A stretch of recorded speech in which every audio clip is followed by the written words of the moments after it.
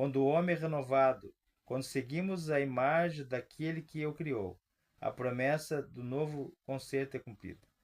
Porei no seu coração as minhas leis, e sobre a sua mente as escreverei. E se a lei estiver escrita no coração, ali é Hebreus 10, 16. Se a lei estiver escrita no coração claramente, ela é moldada à vida. A obediência do nosso serviço é cumprida, compromisso de amor, e o verdadeiro sinal do discipulado, diz a Escritura. Porque este é o amor de Deus, que guardemos os seus mandamentos. 1 João 5,3. Aquele que diz eu conheço e não guarda os meus mandamentos é mentiroso e nele não está a verdade. 1 João 2, 4. 1 João 5,3, 1 João 2, 4. Em vez de dispensar as pessoas de obediência e fé, é somente a fé que nos faz participantes da graça de Cristo, capacitando-nos a obedecer. Não ganhamos a salvação por nossa obediência, pois a salvação é um dom gratuito de Deus, que recebemos pela fé. Mas a obediência é o fruto da fé. Sabemos que também ele se manifestou para tirar os pecados, e nele não existe pecado. Todo aquele que permanecer nele não vive pecando. Todo aquele que vive pecando não o viu, nem o conheceu. 1 João 3, 5, 6. Aqui está a verdadeira prova. Se estivermos em Cristo, se o amor de Deus habita em nosso coração, sentiremos pensamentos, propósitos e ações, nossos pensamentos, sentimentos, propósitos e ações estarão em harmonia com a vontade de Deus. Expressam os preceitos de sua santa lei. Filhinhos, não vos deixei enganar por ninguém. Aquele que pratica a justiça é justo, assim como ele é justo. 1 João 3, 7. A justiça está definida pelo padrão da santa lei de Deus, como está expressa nos 10 preceitos dados no sinal. A suposta fé em Cristo que leva a pessoa a se esquivar da obrigação de obedecer a lei não é fé, mas presunção. Pela graça sois salvos mediante a fé. Efésios 2, 8. Entretanto, a fé, se não tiver obras, por si só está morta. Tiago 2, 17.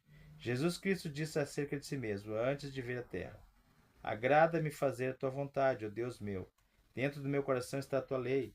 Salmos 40, versículo 8. E antes de subir ao céu, ele declarou: tenho guardado os mandamentos de meu Pai, e no seu amor permaneço. 1 João 15, versículo 10. Diz a Escritura: sabemos o que temos conhecido por isto, se guardamos seus mandamentos. Aquele que diz que permanece nele, esse deve também andar como ele andou. 1 João 2, 3, 6. Pois que também Cristo sofreu em vosso lugar, devemos, deixando o exemplo, seguindo seus passos. 1 Pedro 2, 21. A condição para a vida eterna é a mesma que sempre foi: perfeita obediência à lei de Deus, perfeita justiça, exatamente como era no paraíso, antes da queda dos nossos primeiros pais. Se a vida eterna não fosse concedida sob qualquer condição, nos fosse concedida sob qualquer condição inferior a essa, a felicidade de todo o universo estaria correndo perigo. Estaria aberto o caminho para que o pecado, com toda a sua miséria, se perpetuasse. Antes do pecado, Adão podia apresentar um caráter justo mediante a obediência de Deus. Mas ele fracassou. E por causa do seu pecado, nossa natureza se acha decaída. Não podemos por nós mesmos alcançar a justiça. Pelo fato de sermos pecadores, profanos, somos incapazes de obedecer a perfeita santa lei. Obedecer perfeitamente a santa lei. Não possuímos em nós mesmos a justiça necessária para satisfazer a exigência da lei de Deus, mas Cristo providenciou uma solução. Ele viveu na terra em meio a provas e tentações iguais a que temos de enfrentar. Ele viveu sem pecar, morreu por nós e agora se oferece para nos tirar os pecados, nos dar sua justiça. Ao entregar-se a Ele, aceitando-o como seu Salvador, você, graças a Ele, será considerado justo. Não importa o quanto sua vida possa ter sido pecaminosa, o caráter de Cristo substituirá seu caráter e você será aceito diante de Deus, como se não tivesse pecado nunca. Além de tudo isso, Cristo transformará seu coração e ali pela fé ele vai habitar. Por meio da fé, e de uma contínua submissão à sua vontade, a Ele. Você deve manter essa ligação com Cristo. Assim fazendo, Ele operará em você o querer ou realizar segundo sua vontade.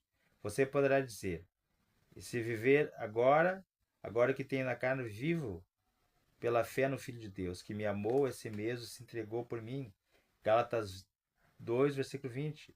Assim disse Jesus aos seus discípulos: não sois vós os que falais, mas o Espírito de vosso Pai é quem fala em vós. Mateus 10, versículo 20. Assim, por meio de Cristo, você manifestará o mesmo Espírito, as mesmas obras de justiça e obediência. Portanto, a nada temos que nos vangloriar, nenhum motivo para exaltar ação própria. Nossa única razão para esperar está na justiça de Cristo, que nos é imputada como resultado da obra de seu Espírito, o qual atua em nós por meio do seu intermédio. Quando falarmos em fé, devemos ter em mente que existe uma distinção, existe uma espécie de crença que é totalmente diferente da fé. A existência é o poder de Deus, é a veracidade de sua palavra. São fatos que nem Satanás, nem suas hostes podem sinceramente negar. A Bíblia diz que os demônios creem e tremem. Tiago 2, versículo 19. Mas isso não é fé. Onde existe não apenas a crença, mas a palavra de Deus, mas também a submissão à sua vontade, a Ele. Onde o coração é entregue e as afeições são nele, concentradas. Assim existe fé. Uma fé que opera por meio do amor, que purifica o coração. Mediante essa fé, o coração renovado à imagem de Deus, e o coração que seu estado regenerado não se submeteria à lei de Deus, nem consegue agora se alegrar nos seus santos preceitos. Exclama com o salmista: quanto amo a tua lei! Em minha meditação todo dia. Salmo 119, versículo 27. É a justiça da lei se cumpre em nós, que não andamos segundo a carne, mas segundo o Espírito. Romanos 8, 4.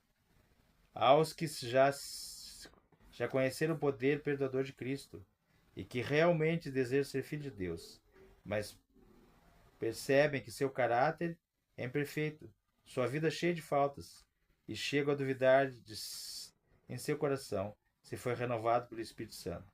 Gostaria de dizer que, para esses, não recuem em desespero.